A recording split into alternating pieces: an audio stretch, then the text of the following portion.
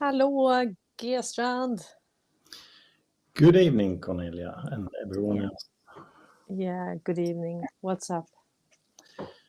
Well, it's been a pretty good weekend with motorcycle fair this Friday, and Saturday. So I'm pretty stoked.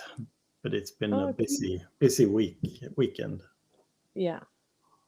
So we're going to take it in English today, and welcome to our international audience. If you watch it now or later, you are so welcome. And we do this. We both are Swedish, me and Strand, Göran Strand, and we speak English. Why do we do that, Göran? Well, due to the fact that Sweden is the core of the deep state, and we want to inform the rest of the world that doesn't already know that. What Sweden has been up to and is up to, and what's happening right now in the work of eradicating the deep state. Yeah. And we have a red wave coming. Yeah, definitely. Trump is crushing it. I think he had about 98% in Nevada and 100%, I think, in Missouri. And yeah, I don't know. He's crushing it. Fantastic figures, actually, and also that we are winning in the what's it called, the in the judge the court cases. So we are winning. Yeah, 3 times. And someone said that Nikki Haley was only around because she hoped that Trump will be going to jail, but I don't think that matters. Do you? No, I don't think that would matter in any way, actually, because he would be able to, even if that would happen, which it will not. But I mean, Trump would be able to run the country from the prison if needed. I mean, I mean, other leaders have done that, right? Yeah. No, I'm just I kidding. do think Nikki Haley sticks around because she has no other option. I mean, she lost her home state, but she's still around. So I think she needs some exposure, some more exposure. And I call her Nikki Volvo Haley because she's been involved with the Swedish company Volvo. And It's Latin for I roll. yeah. Jag rullar. So I think she sticks around because she has nothing else. She can't choose anymore. No. Yeah, and we have so much happening. This is just beautiful. We have the El Salvador president, and he came out during a CPAC last weekend, and he said that, Americans, your problem is not the taxes. Do you know how your government is funded? It's funded by treasury bonds that the central bank creates the money for and pay with money printed out of thin air. And that's illegal. I mean, if they can print so much money, why do they collect taxes, right? We have, and I think that it's crucial that everyone understands how money is made and how money is handled in because both the Argent Millet and the and him and Trump and everyone else is now pointing it out, so to speak. So I think it's quite important that you actually spend a bit time to find out how they and listen to them, especially first thing. And the Ecuadorian, I can't remember his name now, but he said it straight up, straight in our faces. Mm. And Milady as well. So they came out at the same time almost.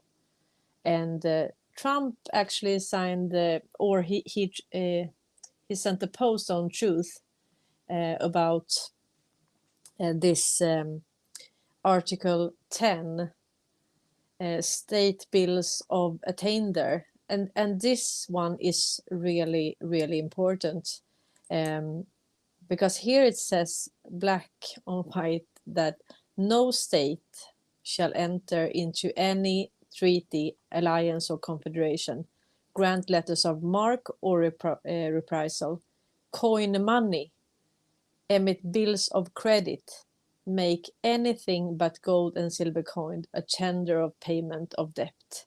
So the only thing you can repay debt is with coins, gold and silver coins. So they have to be backed by gold or silver.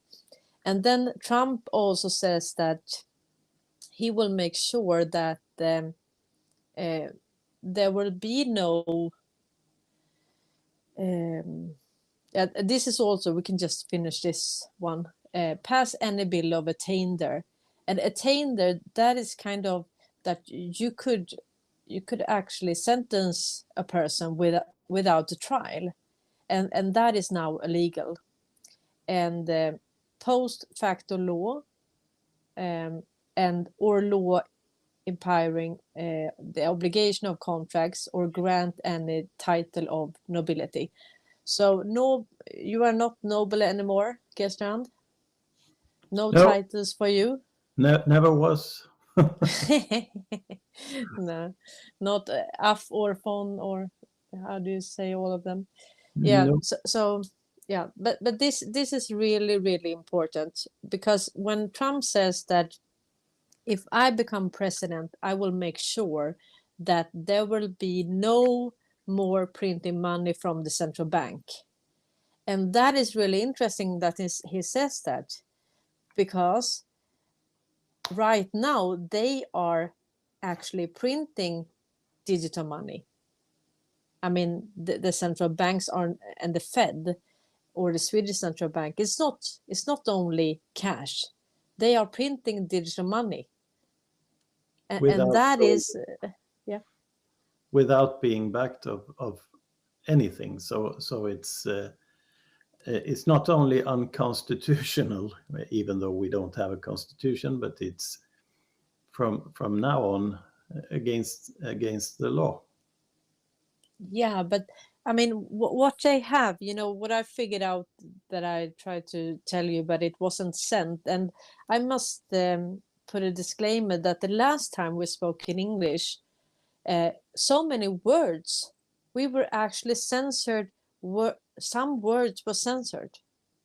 So I'm trying again to record this locally and see if I can publish it on Rumble if we have the same issue today. But this is crucial that this message comes out. But the thing is that I will try to explain this. I explained this today for one person in Swedish, and but actually, if we talk about the United States, that's kind of different than the United States. So, okay, so to fund the government, they issue treasury bonds. So the treasury issue bonds, and the Federal Reserve, they buy that debt. Okay, so they buy this treasury bond, and then the treasury has to repay this loan, this obligation or bond. So they take the loan, and then they have to pay interest as well. So, and then they are refinancing that. So when it ends and they have to repay it, let's say after 2 years or 5 years or 40 years even, then they have to repay what is invested, and also repay the interest. So what is actually backing everything is the paper or the promise that you will repay it. So when we say that the whole system is built on trust, what we mean is that the trust is that the treasury now will be solid and be able to repay this. Because if we didn't think that they would be able to repay it, we wouldn't invest, right? We wouldn't buy these bonds. So they are allowed to print this money in order to buy this debt, and what they have as a guarantee is the treasury's promise to repay this loan and interest. So that's what we have. So if you are to buy a house, then you promise to repay that loan, and that security give them the right to print the money. So they are actually printing the money out of thin air. But it's not only the private banks, because the private banks, they are issuing the money when you and I take a loan. And then we use that money in order to pay for food or whatever. But when the central bank does this, they buy debt. So they buy other bonds. It can be company bonds, it can be treasury bonds, it can be other central banks bonds. It can be any bond, and then they can print it, because on the other end you have a promise that you will repay it. So this is the whole scheme is built on one person or entity that promised to repay this. But what happens now with debt saturation is that there is no money. People don't have money. So you have actually countries, you have companies, you have the government. They don't have the money. So how can they refinance this? Refinance is really, yeah, it sounds good, but it's not that. It's actually that, okay, the loan ends and you have to repay it, and then you take a new loan, and then you take a new loan. So you actually take new loans in order to repay old debt. So that's the system. Yeah, and that would be grinding to a halt when liquidity decreases in the system. Yeah. Or when this refinance thing, when that doesn't work, because you can't find people that are worthy, credit worthy, so to say. They don't have a good credit score, so they won't be able to repay, because what you look at is this company or person able over time to repay this loan plus interest. So that's why you have to, in order to make this going, the government have to find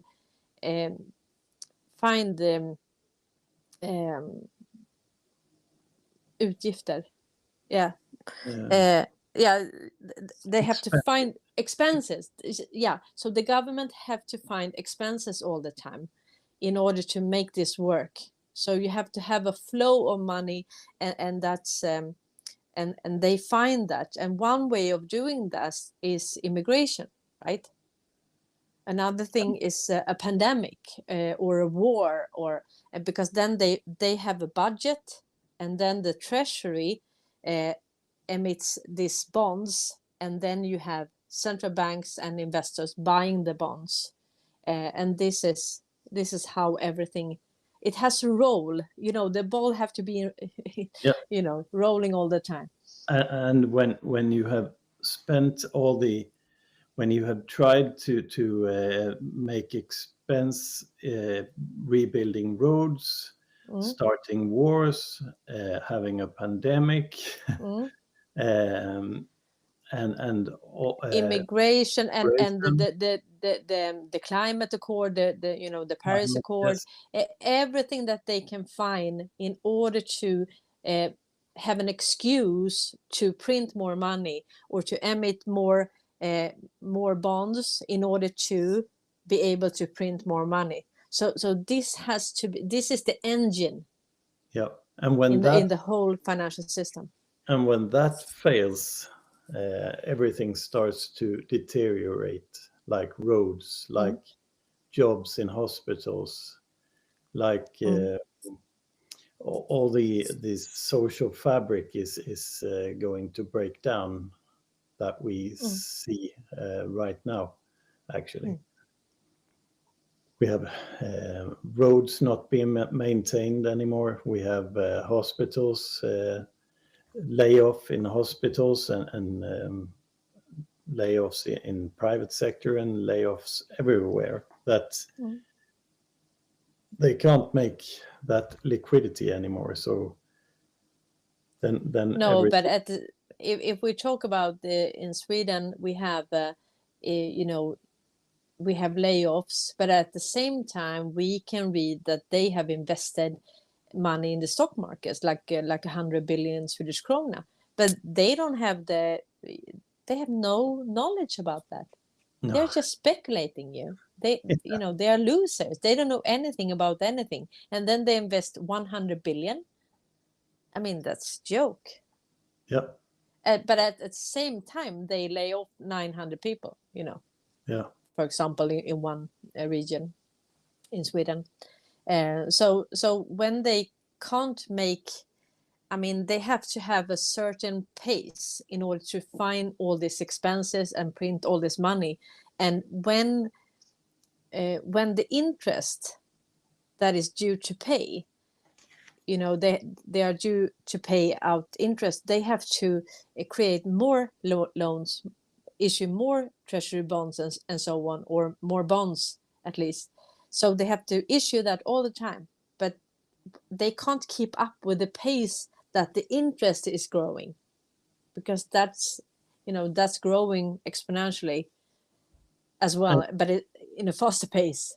And that is the quintessence of debt saturation, when the interest runs away from the possibility of repaying the interest.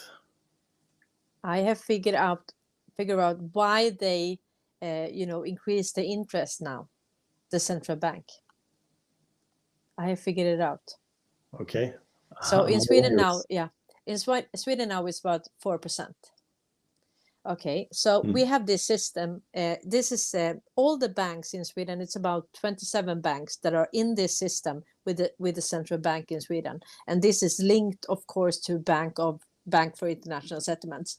Okay, so this system, all the banks in Sweden that are issuing money when they, when we want to take a loan, they issue the money, right? So this is a system, and right now it's about 1,000 billion Swedish krona in this system.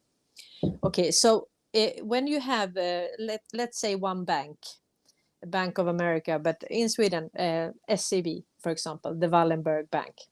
Let's say they have money on this, and it's plus. Okay, it's plus. Then they get the interest 4% minus 10 points, so 3.9 they get in interest for every night.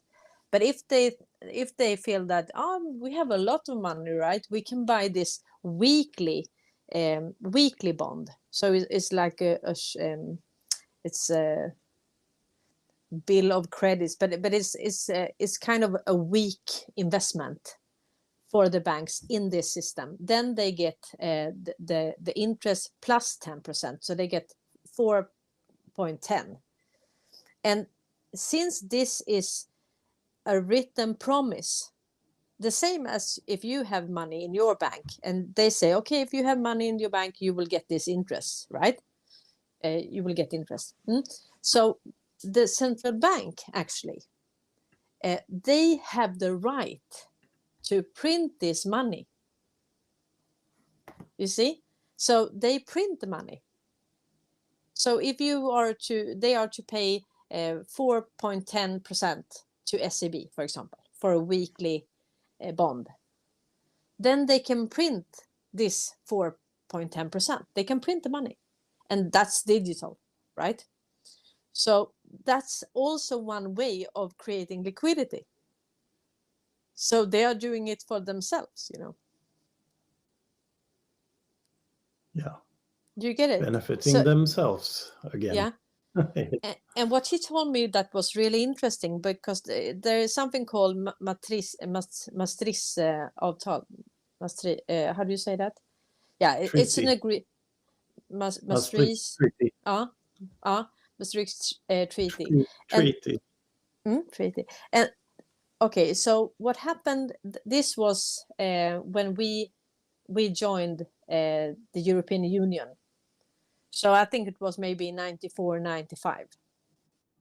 Then they changed this because, you know, the treasury in Sweden, Riksgälden, they also have an account in this Riks, in this closed system for all the banks and the central bank. But they also have, so the government also have an account there. And before, let's say they were on minus one day, let's say 10 billion minus, then the central bank of Sweden actually just printed that money. They just printed it. So they don't hold any cash, but they just print the money for the interest and for the investments. But what they changed there in 94 and 95 was that then this account always had to be zero. So you couldn't have a minus overnight. So before 94, then the central bank just created, if you had a negative account or minus, you know, because you had so many expenses one day, then the central bank of Sweden just printed that money, and that's digital, right? And that's really interesting. So now when they have about 4%, that's an excuse for them to print even more money. So now it's not only when they make even more money. Yeah, they print even more money now in order to pay the interest on this account. But let's say SEB has an account, in their account, let's say it's minus. Then they have to pay the interest, alltså reporänta, how do you say that? Hur säger man reporänta på engelska? Yeah, styrränta. Yeah, so the interest of the central bank, then let's say it's minus, then they have to pay that. Then they have to pay, for example, 4 minus 10 points. So 3.9 the private bank has to pay in like punishment because their balance is on minus. So the bank, we also talked about this. I mean, if you come in there and you want to buy a house, you want a loan, they never take already printed money. They always print new money for a new loan, always. But they need this money for investment. They are investing in the stock market. They have personnel, they have offices, and also they have to pay the central bank if their balance is minus on their account, and so on. So they have many expenses. And also when they make a profit, they of course have to pay dividend to the shareholders, right? So they use all this money. They need the money, they want the money. But always, if you're going to take a new loan, they never use already printed money. Never. They always issue a new loan, new money, new money. What happens if people stop taking loans and the expenses of the bank decrease? So at some point they will not be able to have those money in the central bank account at some point. Well, I mean, it's you know, what I underestimated before was the role actually that the central bank played. I thought in Sweden that, you know, they didn't print any money. I thought they only printed that, let's say they're gonna send money to to the EU, or send money to yeah, I don't know, for the pandemic or so on. But it's not actually that. They are not the government. They are not the government. It's a treasury, a Swedish treasury. That's Riksgälden. That is actually the government. And this central bank, that is, they have no connection whatsoever, and the politicians has nothing to do with that.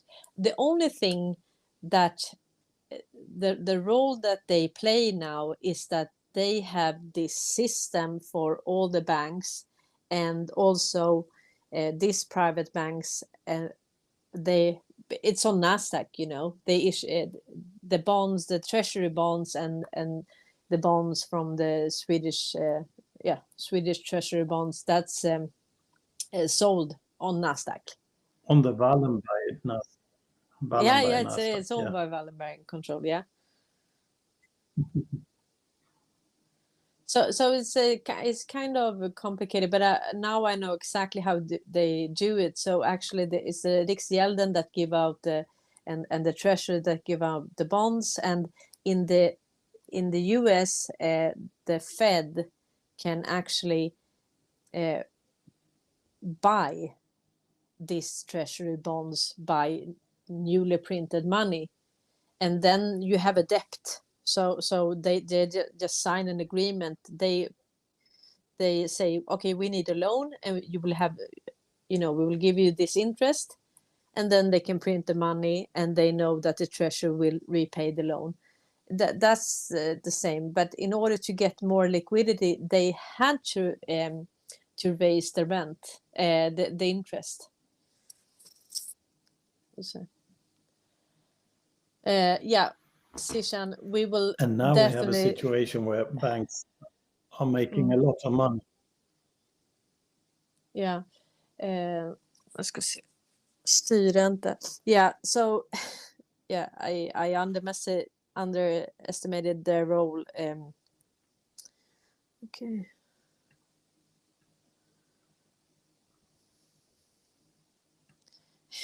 I wrote to someone in the policy rate. Can it be that? Policy rate or repo rate? I don't know, but yeah, they have a rate of yeah, you can say it's a policy rate. So right now it's 4% in Sweden, and that just give them the excuse to be able, that it's an excuse for the central bank to print more money, to inject more money into the market.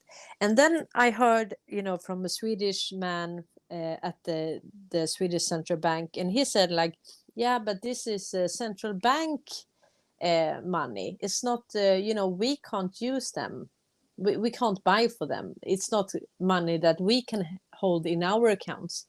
But that's not true. I mean, if they buy, let's say in Sweden, the central bank is not allowed to buy the bonds directly from Riksgälden or the treasury. They are not allowed to do that. So they have to go on the second market, the stock market, to buy it. So let's say they buy that from SEB, for example. So SEB first buy the bond from the treasury, and then the central bank of Sweden buys that. So they buy the debt, right? And they give the money to SEB because they buy it from them. Then they just print the money, and who will repay those money? Yeah, the treasury, right? Because they buy that debt. So this is so. I mean, yeah. So why even bother? I mean, it's the same thing. It doesn't matter if they buy it directly from the treasury or go via a partner. But so let's say the central bank give this money to SEB. They buy that debt.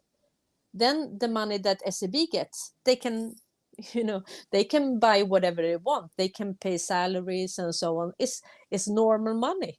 It's no difference. So there is no such thing as central bank money, but it's digital. It's and all it's central. digital. It's central bank digital currency. It's already existing. Yeah. So what are we talking about? Yeah, what will come that is so, and Trump knows this, and that's why this bill is so important. That no state shall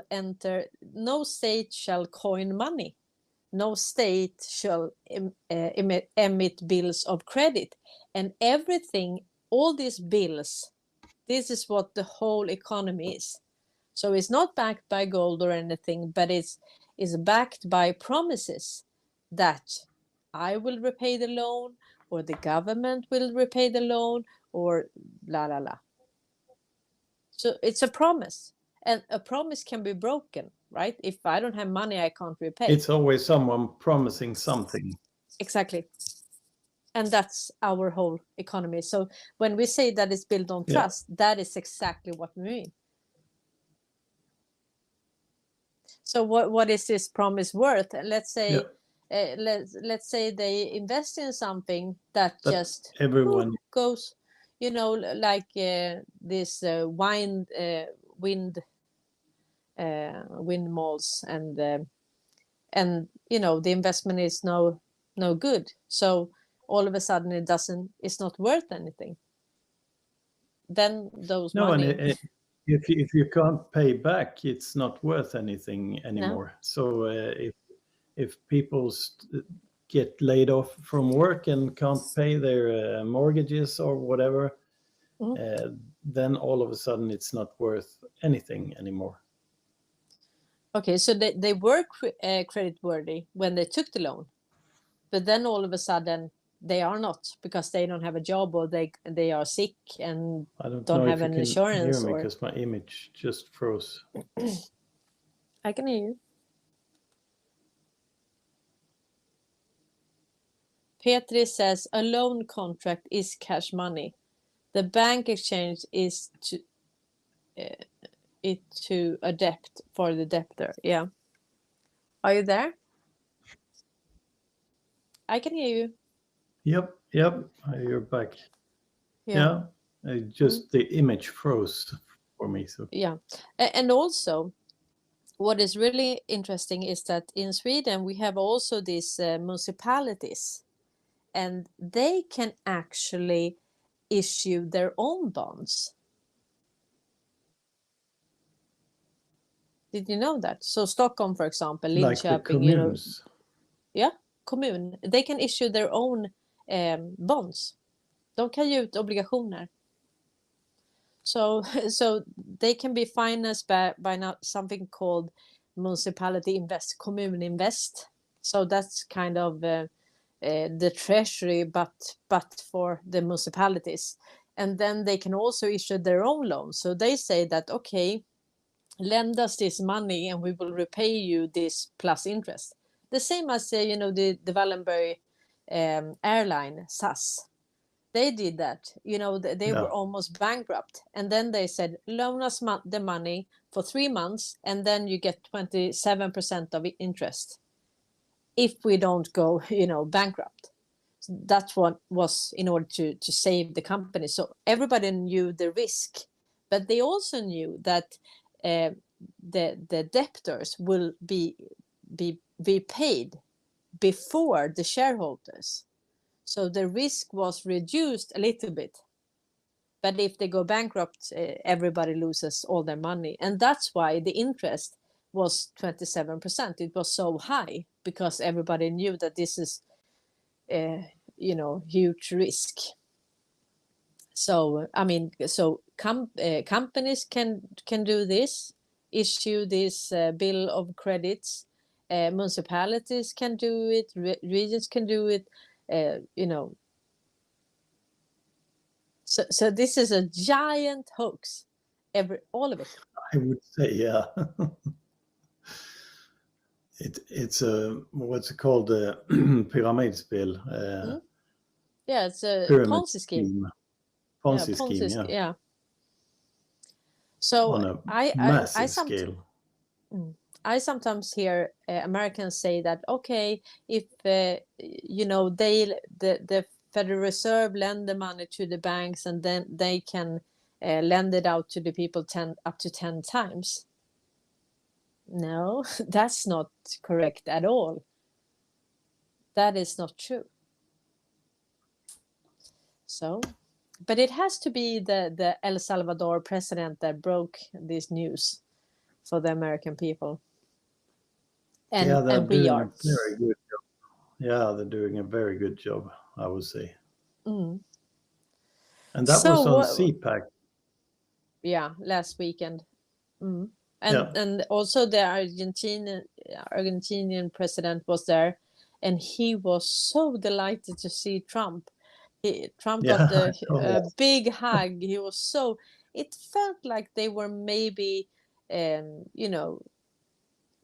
into a conspiracy. not conspiracy, but they have something cooking.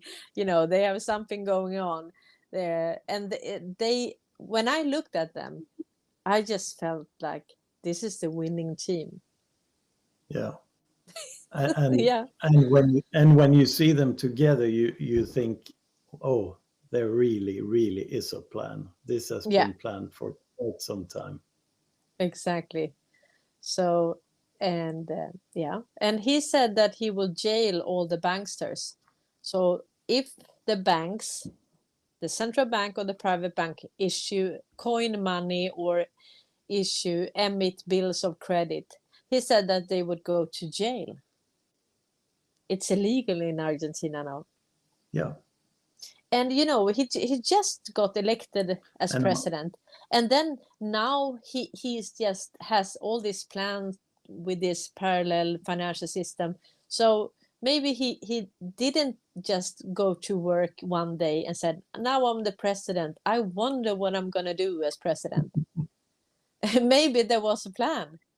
No, I think maybe there was a plan long ago. The funny part is that both Ecuador and Argentina has long Swedish history, with Hagelin and and Ericsson, of course, and Data Saab, and it's a long history. I've written threads about both Argentina and Ecuador, so it's quite interesting, the history. This is really interesting what Petri is working on here. I will just read it, what he's saying. A loan contract is cash money. The bank exchanges it to debt for the debtor, right? A loan contract signed with bank ID, that's our digital, how do you say, identification process, is a contract in blanco. This is why the bank never show the original. It's because it's sold at the time it was signed. So let's say you sign it, then they sell it. So they sell the debt exactly as the central bank buy this treasury bonds from the second market, from the stock market, right? Stock exchange. So it's just like factoring then. Yeah, and the region is signed also. It's sold at the time it was signed, and the original is signed also by the bank. In court, judge says the bank can print new originals because it's electronic signed. So you sign it in blanco. Let's say you want to loan 1 million. Then they don't fill in the figure. That is kind of in blanco. And I think it has to be that. You know why? Because they don't know exactly how much the interest will be. So they don't know how much you really has to repay. Oh, because the interest is outside of the Yeah, but they can't write that. So instead of writing, okay, you loan 1 million, then they put that in blanco in their system. He has found out that from I don't know, from court papers. I don't know. Peter, you will have to discuss that with us sometimes. But it makes sense to me because they don't know exactly how much you are.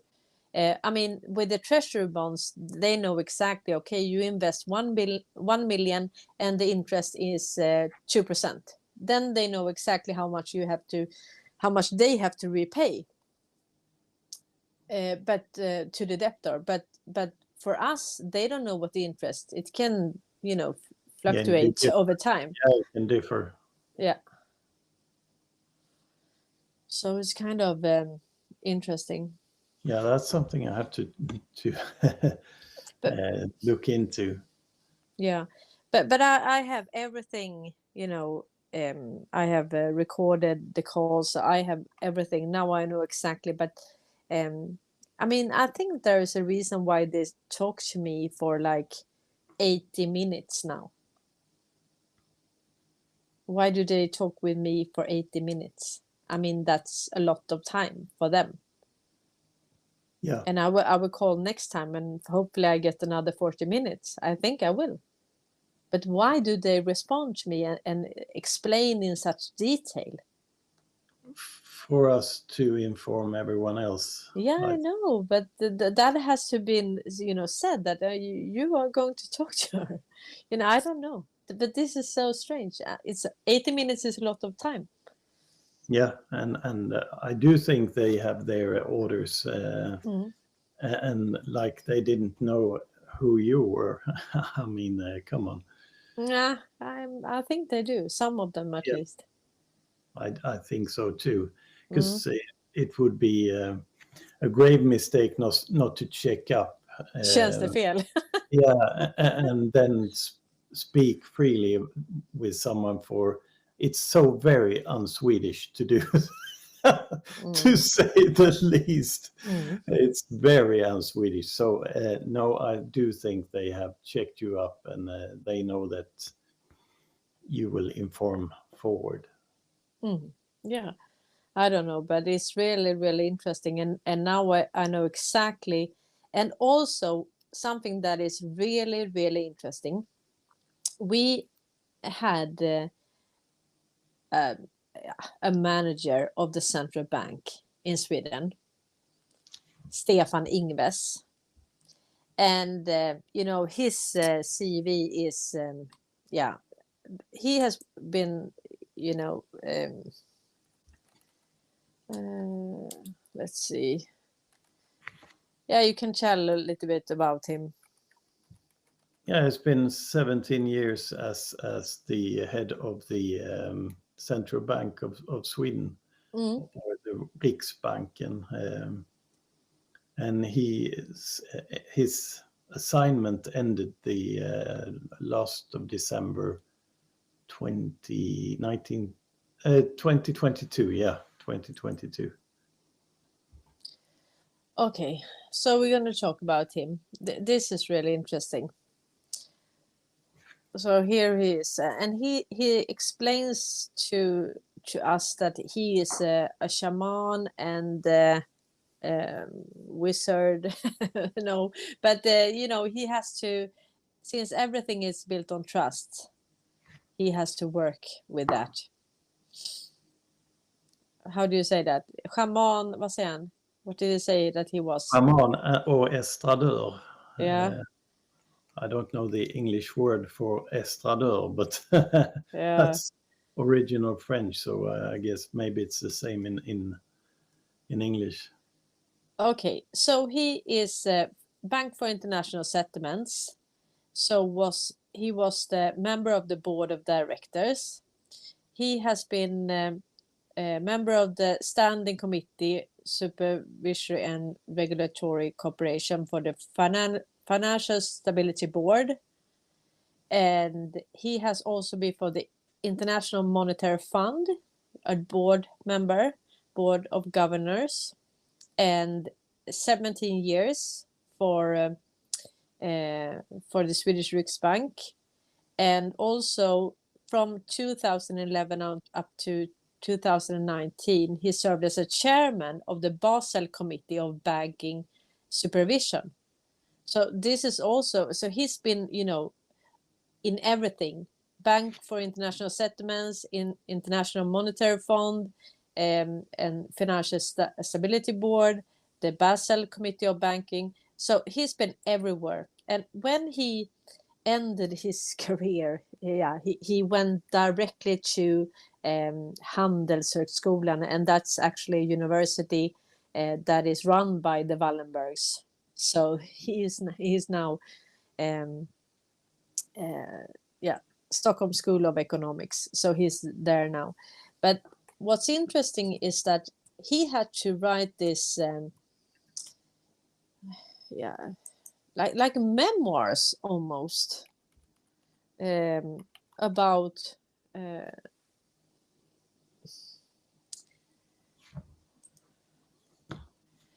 this is what he had to write. This is about the Swedish role in the international economic cooperation, yesterday, today, and tomorrow. And this is 22 pages where he explained exactly the role of Sweden, and also what he says here on page 9, which is really interesting, is that that Sweden was, funding partner of the Bank for International Settlements. So they actually they started that together with the Dulles brothers and so on. And they were co-owners, and they were also, of course, and he says already from the start. And this is something that Swedish Riksbank was, they were starting this Bank for international settlements. That was new. Yeah, that is huge to find. To find that in writing and from the horse's mouth, actually. Yeah, and we have never been able to read this. So this is rewriting of the Swedish history. And he also continues here to talk about that, how they were ruling the IMF and the UN and the Bretton Woods and the World Bank. So they have been, on top of this, managers for that, and they started it together and so on. And this is estradeur is stand-up comedian. Yeah, you can say that. Shaman and entertainer. Yeah, so his role is to make sure that sorry for that. His role is actually to make sure that we trust this system and that we believe in this system. That's. But this is kind of a confession, and I don't think he did this voluntarily. I think he had to write this, actually. Stefan Ingves, he had to write this about the Swedish role in the whole financial system. Yeah, and we spoke on the phone about this, and I read the whole thing, and his final words I found pretty interesting, because he says in the final words at the end of that article, I have tried to give my perspective on Swedish rules in its international cooperation, how it has developed historically, which factors explains our prioritization of multilateral cooperation, and the relatively large influence that we have had for a long time, but also the challenges we face in the form of global and regional shifts in different power relations. If you are not aware of these changes conditions, it is easy to be led to believe that our international influence is greater than it actually is. And that will be to maintain our self-determination and influence if we just sit still in the boat. That is a quote from meaning doing nothing. Mm. So with this situation that we have now, they didn't anticipate to sit still in the boat. I believe that it is a serious misconception. We need to have a serious discussion about Sweden's future role within, for example, EU cooperation, which is based on the insight that things change quickly and that we as a small country depend on foreign trade, must relate to these new conditions. So with the Trump and the taking down of the deep state and whatnot. So the latest development in Eastern Europe puts these challenges in flashlight and shows how quickly and unexpectedly changes can take place, and how important it is to have preparedness and an institutional ability to handle unforeseen situations. That's summarize his long article or whatever you call it. Yeah, and he's also talking about that we are going to a multipolar world. That so what we have come from is a unipolar world with almost a global currency, the dollar. I mean, we have heard from SEB that actually 90% of global trade is done in dollar. So it's I mean, for all the stakeholders in this system, because you can call them stakeholders because they all benefit from this system. And that's why, you know, when we send money to Ukraine, for example, they launder that money to go back to the US. And why do they do that? Because they need the dollar to be dominating, because the whole system is built on the domination of the dollar. But now with the de-dollarization and all the countries ditching the dollar, it's not enough. They have to launder even more. And Sweden have sent 29 billion krona already. So and they have to continue to do that. And it was so hilarious when not hilarious, but when McGregor said that, you know, I'm not worried about the aid because it's just going right back to the US. so they know exactly that they have to inject. So this is an injection, but also an excuse to print more money from the central banks or from the treasuries worldwide. So there is another quote from Ingves that is also pretty telling. The basic question if Sweden should relate to is if we sit as a part of the table, then, or if we stand outside. In English, it is called rule maker or rule taker. Even if our influence at the table still will be limited, I'm convinced that there will be more of the latter. So he's anticipating to be a rule taker. Yeah. From the domination is gone. Yeah. So losing control of BIS and the IMF and the UN and the EU. And the EU, and the UN, of course, all of them. Yeah. The World Health Organization. It's because also the World Health Organization, you know, Sweden meant to send someone there and say, you're going to work there. And then the World Health Organization just said, no, we don't want him. So, but I mean, back in the days, Sweden was just able to say that, no, he's going to the IMF, he's going to the UN, he's going to World Health. But now, the tables has turned and they are not dominating. They are not able to do that. They are not rule makers anymore. No. They are rule takers. So exactly. that is Mm. Scammers. Yeah, I hope everyone reads this because it was unfortunately it's in Swedish, but It's pretty easy to just I can send the link maybe.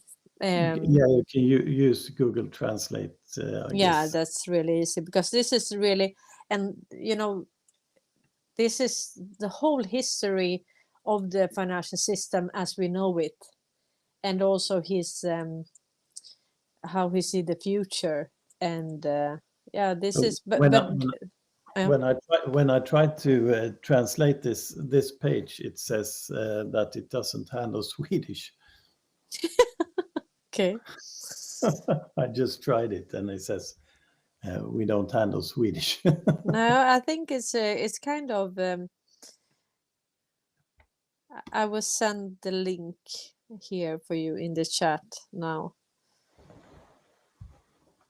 So, yeah. So, and also, I mean, we have this Finnish Swedish guy Andrea, and he's so great. He's translating. Our last. Yeah, I saw that. Thank you, Andre. Thank you, Andre. Our last episode was almost 3 hours. Did you have so much to say? Guess not. No, we just talked. 3 hours. It didn't feel like it, but it was. No, time just flies. There's so much happening that I think we could sit and talk for 6 hours without any problems, actually. Yeah, exactly. And now we have the DOJ working overtime, right? Yeah. That is also, it's kind of huge, actually, because everyone remembers that both ABB and Ericsson was fined by the DOJ and then taken over by the Space Force. But now we also have a company called Gunvor, and that is it's SNON vidare also, because they have been acting without being seen. It's a clandestine company for most people, actually. And the CEO is called Torbjörn Törnqvist, and he's doing oil business, and he's also a consul in Switzerland for Sweden. So, and he has a long history with the Lundin family, who is now under investigation for crimes against humanity. So they know each other very well, and this was I think it was Friday, the 2nd of March. Yeah. So DOJ actually. No, Saturday. I think. Saturday. Okay, yeah. So this is $660 million, and this is bribes, and he was working actually. This is the friend of Carl Bildt, the bloody Swede, and also Lundin, and they are on trial for, as you said, crimes against humanity, and they were actually shooting people from the helicopters. And this is also oil, so they are working together, and now so this is great. We know that DOJ is under continuity of government, so they are reporting to the Space Force, but still they are in order for the government to continue, they are working as they always do, right? So they are keeping everything going. That's a continuity of government.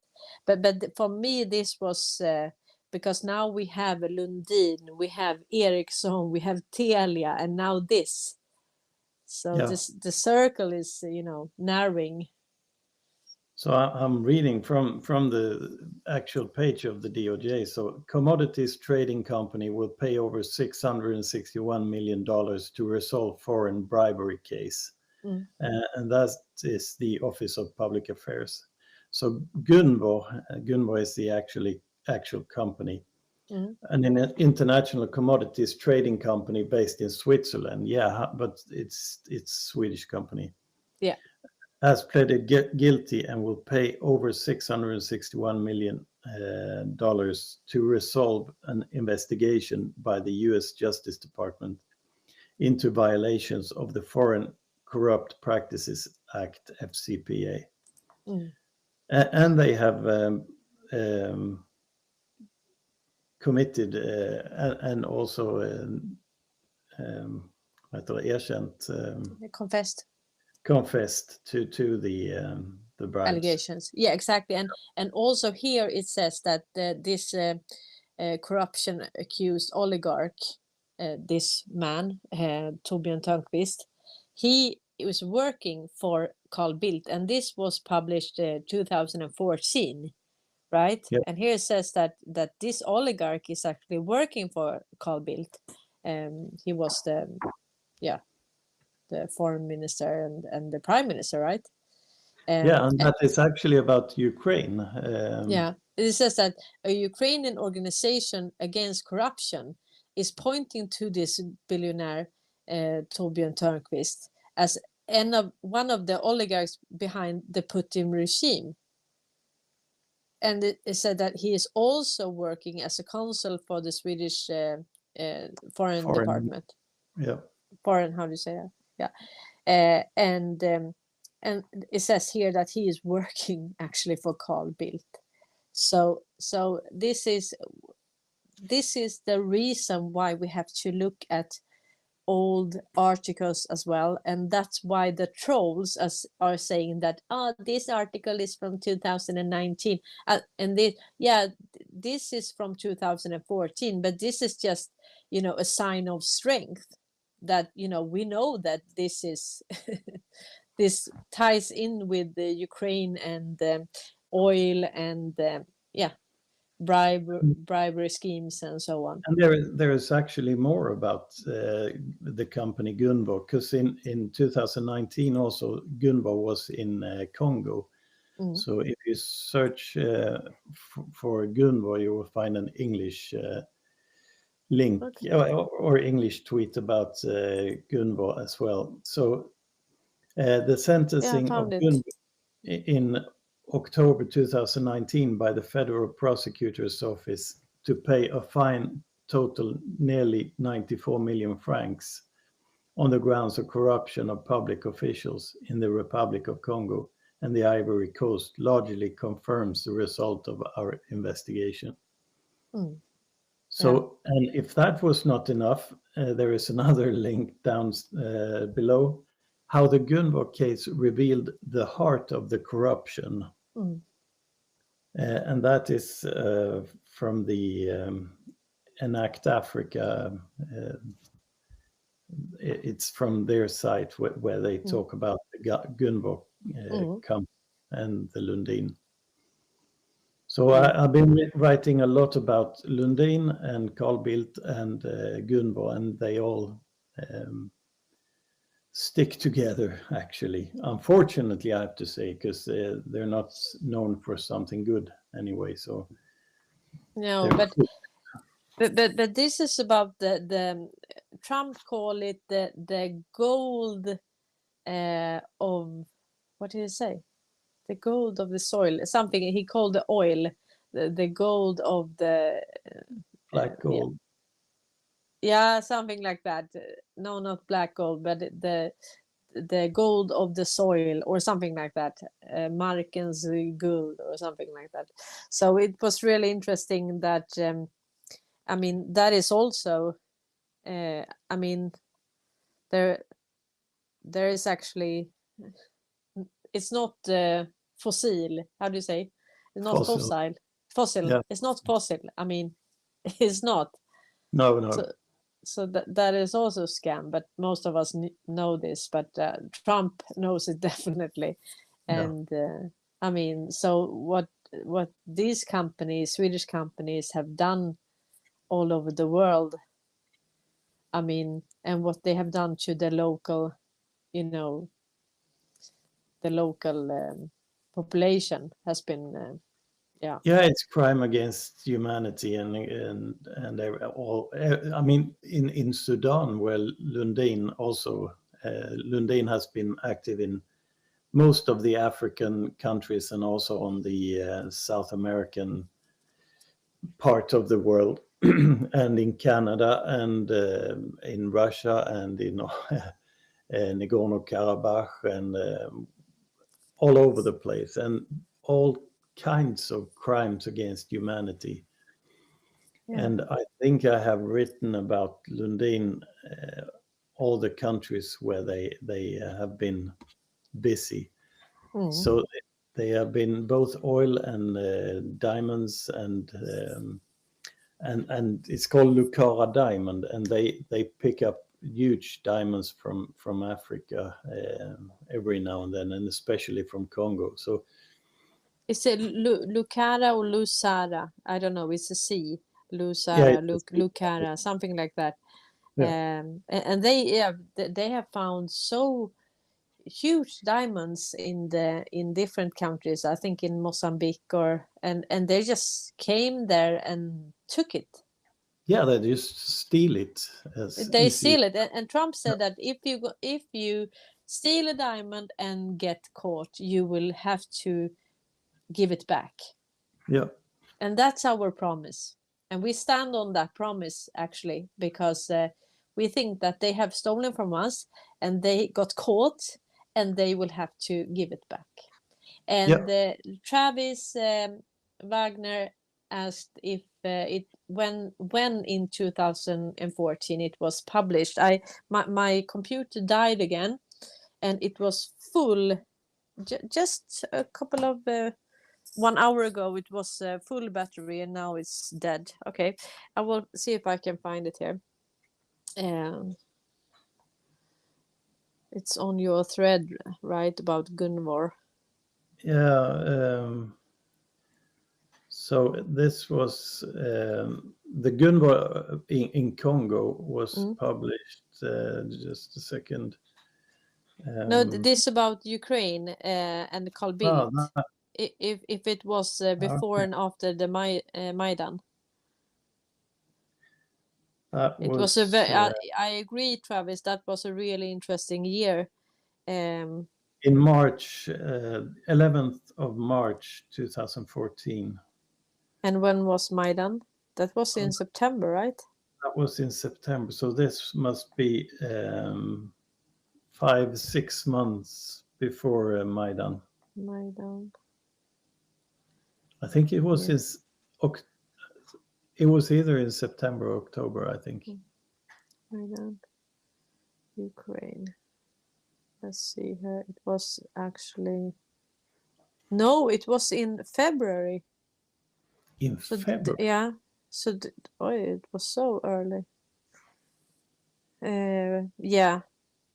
The Maidan took place. So this was, this was almost at the same time. Yeah. And actually they suggested that Carl Bildt would be the prime minister of Ukraine. Yeah. And then this dude shows up and says that he's working for him, and he's an oligarch, and he's corrupt as hell, Yeah. Mm-hmm. Yeah, that was interesting, actually, Travis. That it was right after the Maidan. And after, like couple of weeks. Yeah, and then since exposing Carl Bildt directly after Maidan, that means a lot, actually. Yeah. So you're right there, Travis. Yeah, interesting. We love this instant feedback, don't we? To have this communication, because it's so good. I mean, we are doing research and sharing it, and then you add to it and give us, to broaden the scope, right? So there is another international thing that also caught my attention, and that was regarding Haiti. with Jimmy Barbecue Charissier. Barbecue, is that his name? No, he's called Barbecue. Ah. And I made funny about that. Mm. I wrote, rather a barbecue than a neurosurgeon with a medical career with handicapped children in Haiti. So the prime minister or president, actually, Jovenel, he was murdered, and the current president is, they think that he did it. And now there is a gang leader called Jimmy Barbecue. Mm-hmm. And he's starting a riot in Haiti to take on the prime minister. Mm-hmm. So that I found that, and the prime minister's name is Ariel Henry, or Ariel Henry in English. And we know that Haiti has been a lot of Clinton Foundation. We have a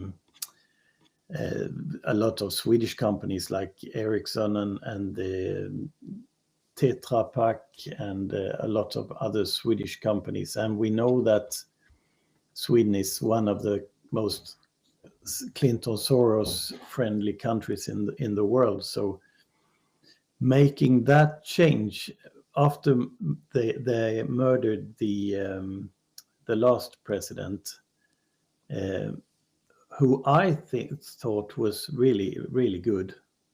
And then this Henri comes along. Yeah. We have he's really fun, and he says that our English suck, and that may be so. And Sos Kenneth, I think you should do do your own channel. I haven't seen his lives. No, I haven't.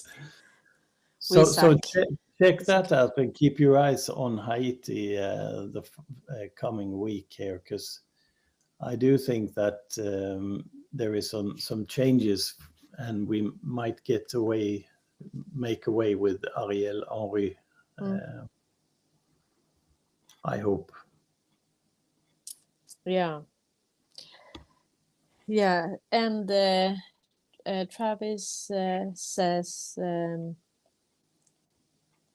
so Maidan happens and he's convicted. So the actual bribery would have happened before or during Maidan. Can you read the report? This was many years, right? This bribery schemes, but you're right. When they knew about this oligarch and his connection with Ukraine and Russia and so on, and Carl Bildt, not to say the least.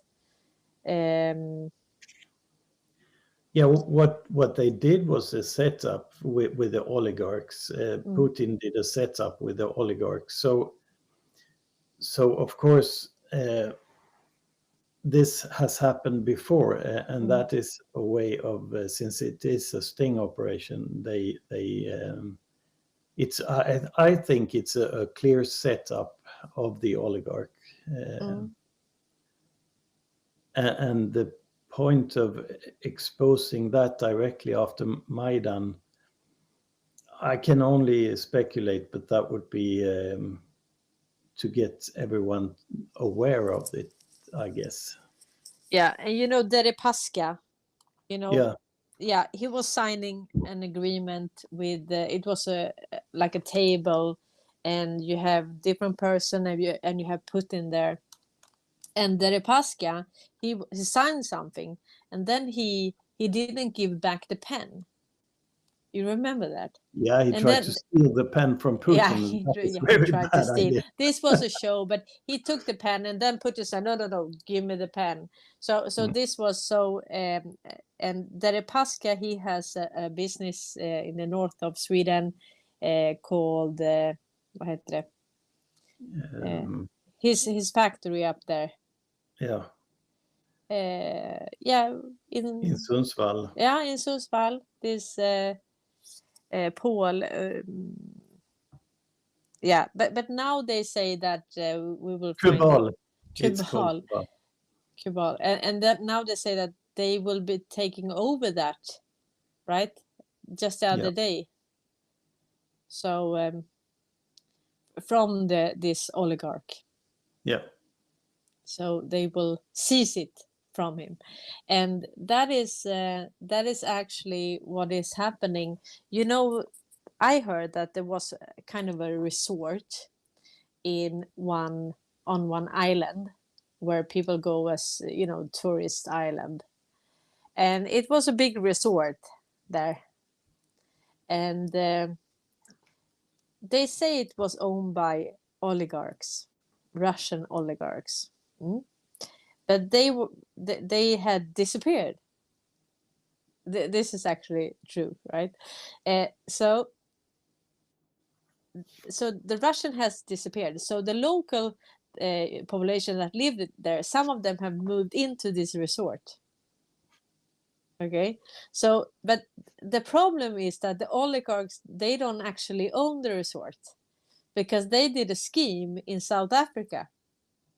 So they had some, I don't know, analphabets, you know, that signed. They didn't know what they signed. So it was actually owned by, I think, about 100 South Africans that didn't even know that they owned this resort. Yeah, I remember that. Yeah. Yeah, I told you this. Yeah. And then, you know, I've been into finance, and I have a lot of connections. And they said that, Cornelia, this is a good opportunity. If we just go to South Africa and make these locals to sign it over, we can take it, because the Russians, you know, they can take it, because you know. And I was like, are you out of your mind? This is a sting operation, and Putin know exactly about this. So they have actually fooled these South Africans. So they didn't know that they own the resort, and I don't know what else they own, you know, without knowing. No, they just signed the papers. Or Yeah. So okay, so they suggested that I go to South Africa together with a few others to make these locals, and of course they bribed like a politician or something, you know. They bribed them in order to be able to make them sign, and they didn't know what to sign. You know, the government or someone, you know, from the municipality there came and said, yeah, you will sign this, and they, right, maybe they just took, you know, their print, and all of a sudden they owned a resort. And I wouldn't want to get involved actually when Putin and in this sting operation, and putting my hands in that jar. Are you joking? I was like, I would never dare, you know. So I mean, there could be some Russian oligarchs or Putin that maybe knows more about their resort than I do. Yeah, the problem for the oligarchs is that what they have done, they have been stealing from Mother Russia, and that will not be viewed gently by Russia. So all the oligarchs have either just stepped into the trap or been a part of the trap. That is a key word, trap. Yeah. Yeah. A lot of things is a trap. And I do think Oleg Deripaska actually was part of the trap, and that stands for me. But I do think that he has been a trap for the a honeypot. Yeah, honeypot. Yeah, for Sundsvall. Yeah, so he make a scene, you know, steals Putin's pen, and then Yeah, for Sundsvall, exactly. And this is in order to, this is a setup, this is sting operation in order to expose the institutionalized, Institutionalized yeah, corruption. corruption. Say that one more time, so we get it on tape. Institutionalized corruption, Exactly. and in Sundsvall that is rampant, so to speak. So I think that's many of them have been taking money, and that is, by the way, being exposed all of the time now in Sweden. That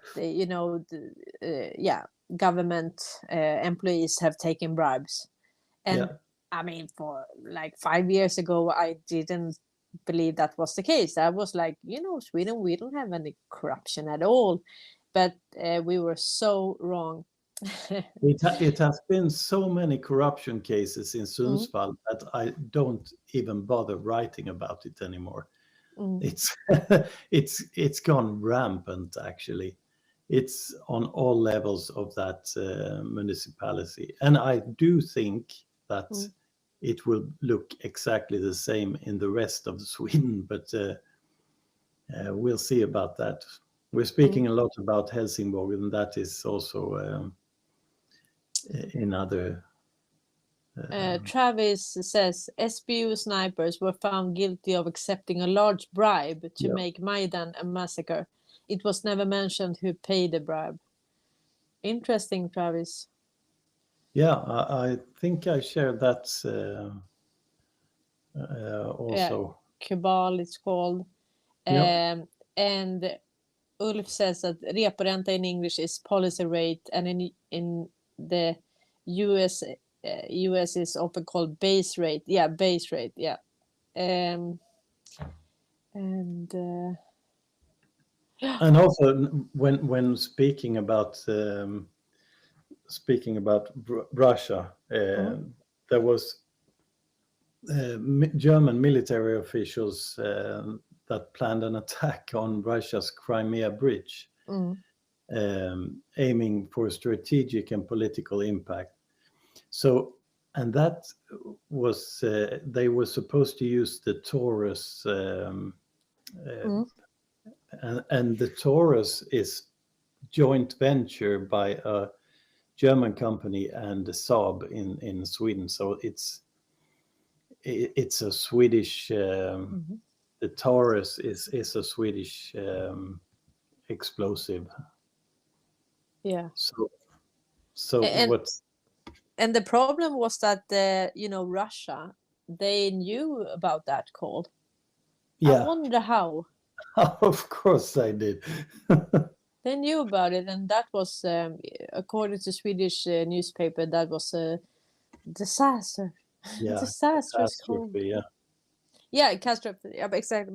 But I mean, so for those who don't know or follow, so Russia, Putin and Trump are working together. Yep. They're working together, and also together with Xi. So there are several countries. Actually, in the beginning, it was 17 countries working together in order to drain the swamp, take down the deep state, and eliminate it, but also expose it for us to see. Because now I can clearly see the corruption in Sweden. Before I didn't. So it has worked on me.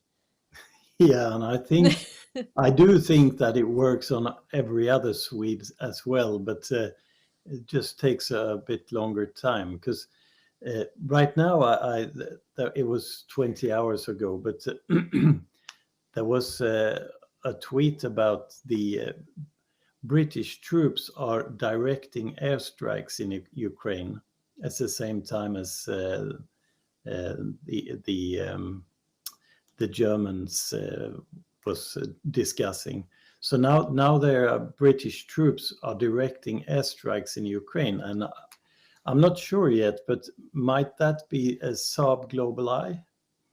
I do think that can be the Saab Global Eye, and that will then affect Sweden in a And there was also, let's see, the Gateway Pundit wrote about World War III watch. British troops are directing airstrikes in Ukraine. Germany discusses blowing up bridges in Crimea. The globalist elite want their world war. And that was 3rd of March. So that was today, actually. So we're closing in on the precipice, I guess. Yeah, we are. And it was an article about Haiti, they say. Haiti, 4,000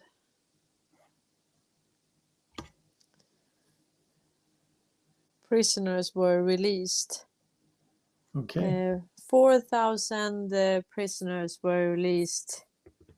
It was a shooting between the police and heavily armed gang members. So the gang members, they stormed a prison in Haiti. 3 hours ago, yeah. And 4,000 men has escaped. Haiti's national penitentiary, with nearly 4,000 inmates, thought built to hold only 800, has several high-profile inmates, such as the Colombian commandos accused of being part of the group that killed Haiti's president, Jovenel Moise. And inmates escaped. So that was 3 hours ago. Yeah, things happening fast. Yeah, and also there was a diplomatic car that was just abandoned on the train tracks. Yeah. And they won't tell us what where the diplomats came from or what the country. Well, they won't tell us. Yeah, so, and the Swedish police actually said, "We're not telling you. We're not telling you whose car it was. We're not telling you." Okay. But then, we get it. But then a couple of hours later, it came out that it was the embassy car of the Ethiopian embassy.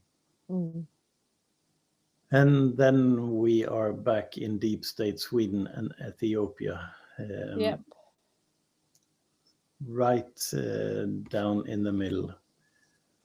So Sweden has a long history with Ethiopia. Ericsson has done business since 1894, and the military in Ethiopia was blamed for a mass shooting on civilians, and Haile Selassie was visiting Ericsson when I can't remember when that was, but there is so many connections with Sweden and Ethiopia, all the way back to missionary time. And Reverend Carl Cederqvist was the first missionary ever in 1904, and he reached Addis Ababa and started a school and medical clinic, and it goes on and on and on. Swedish companies are accused for land grabbing in Ethiopia. Lundin is aiding ethnic cleansing in Ethiopia. And Swedish justice has been in Ethiopia since 1946 until 1955. So by putting a car on the railway, that got me started to exposing the links between Ethiopia and Sweden, the long history and complex history, to say the least. Because it's not, it actually says Ethio-Swedish relations began in 1866, when the first Swedish missionaries landed in Massawa. Swedish missionary societies offered education and medical care in areas where there were no government schools or hospitals. So at least at the end of the 19th century. So it's crazy. Just Google Ethiopia and Sweden, and you will find a treasure trove of things. But I think we should look at, in Sweden, if we have a large population from, let's say, Sudan or Ethiopia or Afghanistan or so, we should look at really closely, because then it means automatically that we have done a lot of damage to their country, and that's the reason why they are here. Yeah, in all cases, actually, from beginning from we have Korea, we have from Chile, we have from Sudan, we have Congo, we have Venezuela, we have Ecuador. The list goes on. Peru. And all you have to do is Google Google the country and Ericsson to start with, and I promise you, you will find a long history of Ericsson's doing in that country where the refugee comes from. So it's been like that, and it's too sad, actually, because what we have done is not we, but the finance a couple of Swedes, has actually fucked up their home countries and brought the people here instead. They have killed and stolen and just left it in ruins, and devastating. It's taking possession of digging up gold, taking the oil, all the natural resources they have been stealing, and all the way to Yugoslavia and former Yugoslavia. Okay, now this is really interesting, because Annika, were you done? Yep. I'm sorry. Annika says Mike Pompeo was the manager for CIA. And when we look at CIA and all of the overthrows in Latin America and everywhere, that's, regime changes. And if we look at their connection, the Dulles brothers and the OCC, and if we look at that history together with Wallenberg and how Sullivan and Cromwell and how they represented the Wallenberg, then you have it. They are in bed, they are working together, and so of course Mike Pompeo, he knew everything about their tactics, and as Erik Hayes said, right, that Putin worked for the KGB. Yep. Yeah, so he is KGB and Mike Pompeo is CIA. So what we have is people with intel. They know exactly what this is, and he says that in the 1980s, Putin worked for KGB, and among other things, he assisted a Swedish management member in the transport company Schenker. So Putin had things clear on a very early point. So, and that is exactly right. So what you have is people with insights, intel, and influence. They have turned. So they are now working with this constellation that are draining the swamp and exposing and eliminating the deep state. So if you have a CIA, boss in Mike Pompeo, and then you have it all. And the NSA. Imagine the fear in deep state Sweden when Putin was elected as a president in Russia, because they knew that Putin knew everything about Sweden, just about everything. And the things he didn't know, he got to find out when he got president. So right there and then, they started to hate Putin in Sweden and make all kinds of narratives in media.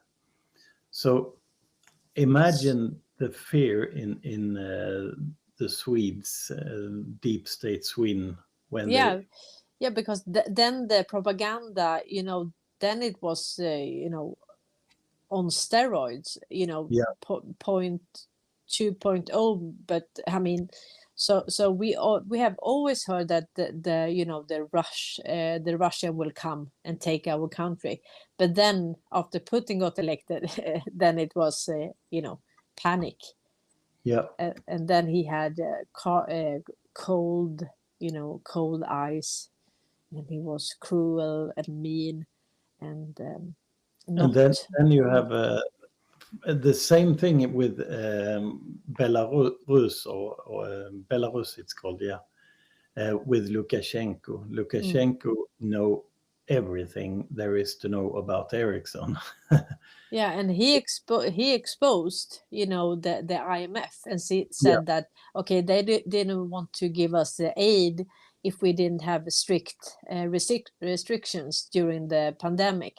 So he just outed them. He didn't care, and they have tried to do this rainbow revolution, and he is working together with Putin, so they can do whatever they want. But Belarus won't, they won't fall for it. And then you have Erdogan, who also knows everything about Sweden and the PKK and all the terror organizations that Sweden has funded. And so we are in a trap, not we, but the deep state Sweden is in deep trouble, actually. Yeah, it's I call it the terrorist crisis. Yeah. So we have many crises, right? We have the climate crisis, we have the terrorist crisis. So it's not really easy to be a criminal. We have a criminal crisis. I mean, it's really, the criminals have a hard time. They get caught all the time. Yeah. Something has changed, in the intel and how you use the information. Yeah, and as I wrote, as I have been writing a lot about since I live where I live, near to the center of the drug handling in Helsingborg. Yeah, the harbor, and that harbor is really and it's a you have both the trains and the lorries, and you have the boat. You have everything there. Yeah, it's a geostrategic lock. Yeah. Yeah. And there was it has been going on since forever, and a lot of people knows about it. So when they tried to smuggle a lot of cocaine from Rotterdam to Helsingborg, they exchanged the cocaine to fake cocaine and stamped it with Putin. And then they sent it to the harbor of Helsingborg, and then they arrested, I think it was 4. Initially there was 2 people. I think it ended up with 4 people being arrested for that drug smuggling attempt. Maybe that, but you remember, and I said that this was a crime provocation, when it was a container that came to Helsingborg. Yeah. And they knew it contained a lot of drugs, cocaine. Yeah. But the prosecutor said that they should let it pass. So they let it pass. So it went through the harbor and away. And then they arrested 7 people. Yep. And that is a crime provocation, because, normally they don't work like, it's not legal in Sweden to provocate a crime. So you can't do a sting operation and be undercover. And in Sweden, that is not allowed. because we are this superpower, humanitarian superpower, so it's not allowed here.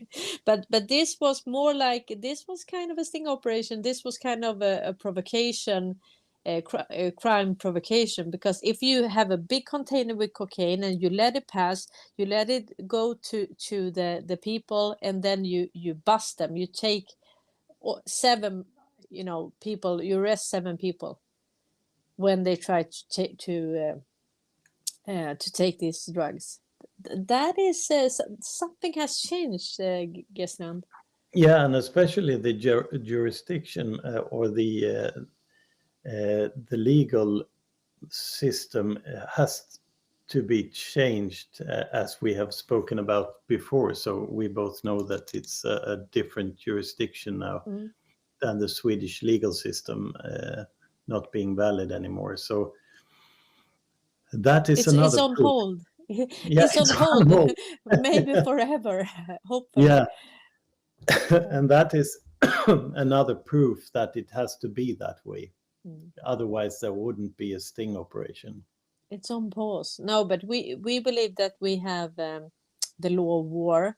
So it's actually American war jurisdiction here as well, and that our so-called, I mean, and what we found out, if we talk about Bank for International Settlements and so on, sorry, it was that they have this arbitration court, and that is like a parallel judicial system, but that is kind of the real system, because all of the really big money is being handled there, not in our, I mean, you have like our courts and so on, that's more for like shoplifters and I don't know, but nothing of importance. And then you have this arbitration court, and that's where the real settlements is happening. Yeah, and I was researching the Ukraine intelligence the other day, and I found the Swedish. Let's see if I find it again, because I found the Swedish arbitration court in the Wikipedia site of GRU. Yeah, because what they have done with the arbitration court. Okay, it was funded. They started it in Sweden in 1917, and then in the 30s, when they started BIS, Bank for International Settlements, they moved the arbitration court, or maybe they did a filial in the Bank for International Settlements. And then we know that the Wallenberg, Peter Wallenberg was, or was it Marcus? Yeah, Wallenberg was the chairman and the president of the arbitration court in Bank for International Settlements. And now we know, thanks to Stefan Ingves, that actually Sweden, the Swedish central bank, was working with them to start Bank for International Settlements. And then it was moved again, so now it's not in the Bank for International Settlements. Now it's with all this chamber of commerce, and you have them all over the world, and within that system you have this arbitration court. So actually the headquarters of all arbitration courts is in Sweden. So you have like the chamber of commerce. On top of that, you have the kind of the top of all chamber of commerce. That is where Wallenberg is the boss, and also in this arbitration committee. And they are of course taking care of the finances. So they are in charge of the finances of this chamber of commerce and arbitration court. So I see that either it has been removed or I can't find it again. I was thinking about writing a thread about it, but I have to see if I find it later. So, but there was a mention about arbitration court, and that financed part of the Ukrainian intelligence. But I will get back to that. Yeah, Annika Nilsson said that for arbitration, there is a 1958 year New York Convention about confession and arbitration of foreign arbitration or settlements that Sweden and over 140 other countries are working with. So this arbitration is actually represented in 140 countries, and the head of that is Wallenberg. Yep. So it is what it is, unfortunately. For the majority of the Swedes, unfortunately.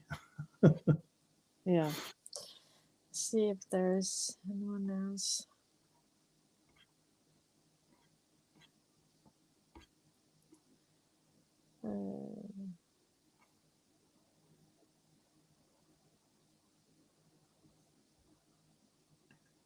Yeah, it's a lot of things. And isn't Tedros? He's from Ethiopia, right? Yep, and he's also from Umeå. So he's the manager, general manager of the World Health Organization. Yep. Tedros, and he is from Ethiopia, and he is. He was he charged or just accused of crimes against humanity there?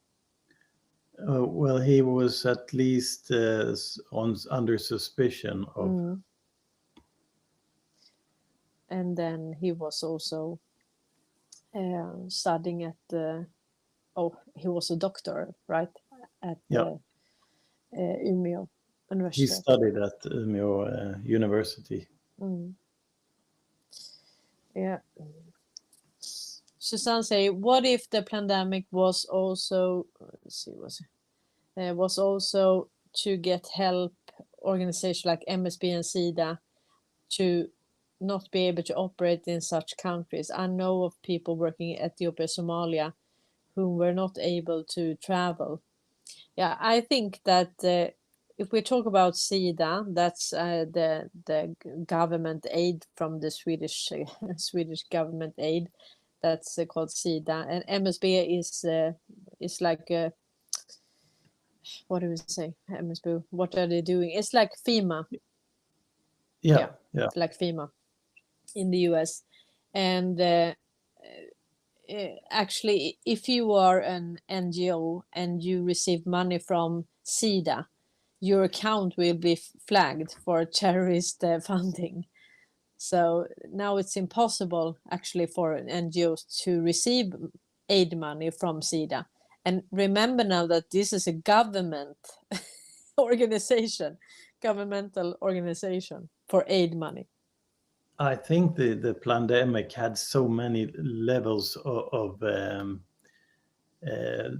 so many things to fulfill and used in so many ways, both against and for the patriots, working for the patriots.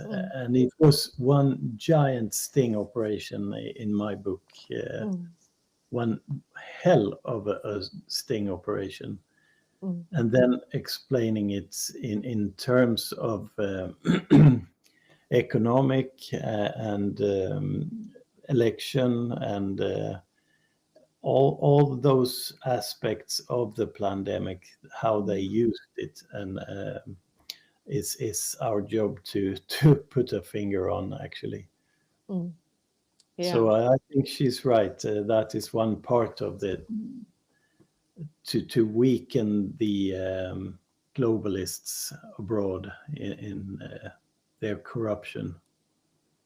Yeah, and Susanne also said that he was involved in at least 2 bioweapons experiments on his people of Ethiopia. Yeah, and he was never charged, I think, but he was under suspicion. I don't think he ever got charged. No. So correct me if I'm wrong. No, but he was saved by the clock. He went to Yeah, Sweden. He yeah, went to Umeå. You know? yeah. So the Wallenberg took, you are that kind of criminal, then we take you Yeah, we take under care of our wings. You can have this job at the World Health Organization, and you can have this title at the university here in Umeå. Just come here. We like people like you. Crimes against humanity, you say, that's perfect. You I think suits he right was, in here. I think he was under the wings of the Wallenbergs way before that, actually. I know. Already in Ethiopia. Yeah, I understand. exactly. Yeah, I know. Okay, Strand, thank you so much for today, and thank you to our audience. And he was, I just read the comment here. Susanne said, I think he was charged but not convicted. Okej, så han stod åtalad så här, men blev aldrig dömd. Yeah. So that's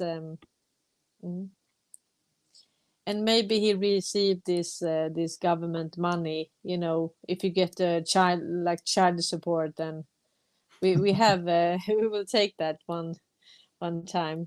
All these foreign leaders in Afghanistan, Iraq, Ethiopia. You know, we have a person from Sweden there. I think the president of Ethiopia actually is a Swedish citizen. Yeah, I think so too. Or if it was the finance minister, something like that. Yeah, I wrote a piece about that, but that's really interesting. And actually, one of them in Iraq, no, in Afghanistan, he, he took this child support money. Yeah. While he was living in Afghanistan, and he was the advisor to the president of the Afghanistan president. He that flee with the money in the helicopter or in the cars. There are different stories. We don't know exactly, but he fled the country with cash, and the Swedish advisor that took this child support money illegally, he went with him. That's So, how stupid it is. That's how stupid it is. And still no one suspects anything. Just, okay. we do. Yeah, we do, definitely. Yeah. Okay. We hang around on X and do our research, and next Sunday we will talk in Swedish. So every second time it's in Swinglish, and other times is Swedish, Swinglish, Swedish, Swinglish, whatever. We do our best. Yeah, we do. Okay, Gerstrand, thank you so much, and thank you to the audience. Yeah, thank you. Okay. Take care now, everybody. Bye. Bye-bye. Bye.